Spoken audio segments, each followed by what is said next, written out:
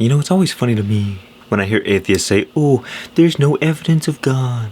Maybe if there was some evidence, I could believe. Well, I would say there is no evidence because you are not looking. You can't know something unless you become familiar with it. For instance, if you were walking down the street and you have never seen in your life before a crackhead, you might say, well, ooh, that thing works in mysterious ways. And then somebody comes to you and say, no, he's addicted to crack. And then you say, oh, well, okay. You have gained awareness. You have gained knowledge. But if you are friends with somebody, you get to understand the way that they work, their personality, their tendencies, the way they think, the way they operate. And so you can't expect to have evidence of something unless first you have a relationship to it. It's just an assumption that God doesn't exist.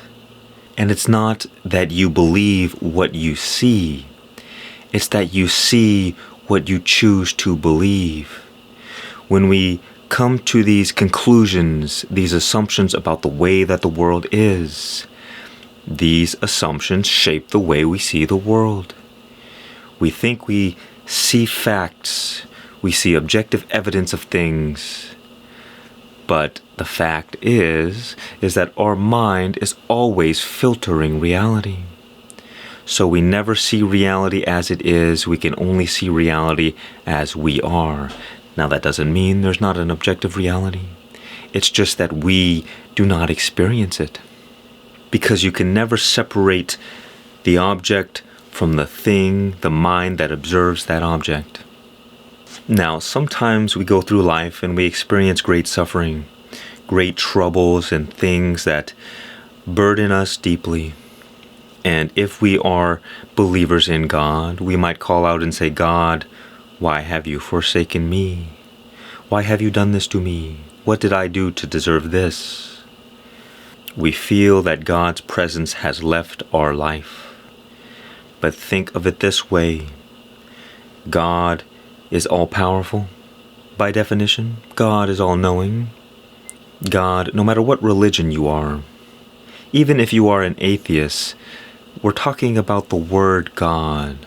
By all definitions, it is the absolute, the greatest, the most high, the totality of everything.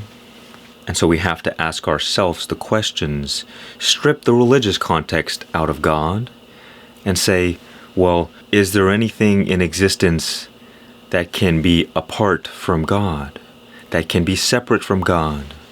If the answer is yes, well then that definition of God is false, because that means that there is something outside the boundaries of God. So therefore God cannot be the absolute.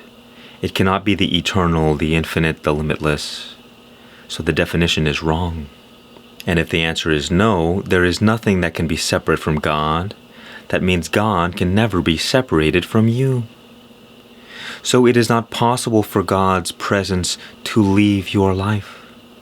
It is not possible to be closer or more separated from God. This is an illusion that is created by our senses. Our senses betray us. God, by definition, is always with you, whether you are aware of it or not. I like to think of it like we are a lot like children on the playground of life, and God is like our parent that is watching us from outside the boundaries of the playground. God is always there watching over us. But here we are so focused on the world, so focused on exactly what is right in front of us, that we get so distracted, that we get so caught up with worldly things that we forget God is always there. And so when we fall down and we get hurt, we think we're alone, but we have only become temporarily blinded. We have lost sight. We do not see God because we do not see clearly. And you see, it is in those moments when we fall down and we get hurt that we are most likely to cry out to God and ask for help. And you see, God will not come and intervene unless you ask. I mean, God is always there anyway, but the point I'm trying to make is God will not force you to have a relationship with God. You have to ask. You have to allow God in. You have to receive. You have to be open. That is why people who are closed-minded to the idea of God will never perceive evidence of God, because they are not open to it, because deep down they are afraid. Because if they consider the fact, if they open themselves up, they risk the entire foundation of their life being swept away, all of their understanding, all of their beliefs just gone. And nobody likes having their world flipped upside down. So we attach ourselves more strongly to our beliefs, to our ideas, thinking that they will somehow be enough to get us through life. But beliefs and ideas are always changing. And when you build the foundation of your life on what changes, eventually you will have the foundation of your life removed from underneath you. And that is an identity crisis, a life crisis, whatever you want to call it. God is the unchanging because God is eternal by definition. And so when you rely on God, when you develop your relationship with God, that is the only thing that can sustain you through life. When Nietzsche said God is dead, from what I recall, he also in a way predicted the tragedies of the 21st century. The tens and millions of human beings suffering and dying, starving and being tortured. Because what happens is God, as a moral foundation for society, is strong enough to sustain that society. But once the collective consciousness in that environment or in that country, in that society, once they feel they no longer have use for these kind of religious ideas, the moral foundation of their society collapses, and something has to fill that void. And in Russia, that was communism. You kill God in spirit, and then the state becomes God. Stalin became God. And when you build the foundation of your society on a false premise, that creates great suffering and tragedy. The interesting thing is that I would say most of us don't experience God on a daily basis. And why is this? Well, first of all, it is because one does not pay attention. But second of all, sometimes we just don't know what to look for. You see, as we've discussed, we know that God can never be separated from you, which means God is right here, right now, forever and always. And one of the reasons is that we are too distracted with the world. We are too distracted with worldly things, with our personal lives and our personal identities and relationships and what we want. And remember, the mind can only focus on one thing at a time. So whenever you focus on one thing, that is also simultaneously taking your focus away from everything else. That is why the entire quality of your life is determined precisely by the quality of the things that you focus your attention on. Think about why a saint is a saint. You look at those people and say, well, they're human, they're not really that much different from me, but there's something about them that is completely different. Or look at a homeless person, a crackhead, or a billionaire. Why are these people different? Why are people the way that they are? And it is for no other reason than because they focus their attention on different things. The homeless person focuses on things that lead to the result of being homeless. The billionaire focuses on things that lead to the result of being rich. The saint focuses, on God. And what you focus your attention on, you begin to align yourself with that. You become in harmony. You become in union with that.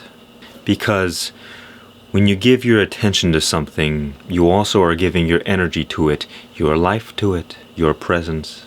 And so when you give your life to something, that something now has a part of you. You are connected with that person or that thing or that object. Or it could be a skill. If you practice the piano every day, you give your time, your energy, your life to that. And so the skill of playing piano takes on a life of its own. That results in the difference between being able to play effortlessly and having to play each note and not knowing what to do. When you look at anybody who's talented or skilled, it appears as if it is effortless. That is because, in truth, the life is what is doing all the work. And so the more life that you give to something, the greater the expression. And so, for instance, with the saint, they take their attention away from the world and they focus it solely on God. And so all of the worldly things fade away, and God is the primary focus of their attention always. So they become more and more holy. They become the expression of God in form. That is the only difference between a great saint and a normal person. A normal person is focused on normal things, their daily life, what I'm going to eat for lunch, how am I going to be successful and make money, whereas the saint only focuses on God. And so the only reason that God has not revealed himself to you is because you have not been paying attention. You have not opened yourself up to receive God's presence because you're too busy caught in the illusion of the world. That is the illusion of separation. Remember I said God cannot be separate from you, and yet that is not what we experience. We experience separation from God because we are caught in the illusion. That is why our senses are not trustworthy, because the way that the world appears to be is not the way that the world is. And so if you want God's presence in your life, if you want God to be revealed to you, all you have to do is nurture that relationship as you would normally with a friend. Because the more deep you go into that relationship, the more you get to know them, and the more you begin to see them. And so once you were blinded from God, you could not see God, even though God was there the whole time. The only thing that changes is that the veil is removed from your eyes, and now you can see. All you have to do is ask, and God will not deny you. And it doesn't matter if you go to God with your anger or your sadness or even your hate. What matters is that you give your attention to God, because whether it's negative or it's positive, you're still giving God your energy, your time, your attention, and you're still nurturing that relationship. And the more time and attention and energy you give to God, the more in harmony your life will be. You'll stop worrying about the problems of the world. You'll find great relief, great peace, great freedom, and you'll find that all of your problems begin working themselves out on their own. Because you stop focusing on yourself. You stop burdening yourself with the idea that I have to fix everything in my life. I have to deal with all these problems. Look at all the things that I have to do. You're too focused on the world. You're too focused on yourself. But when you focus on God, you surrender.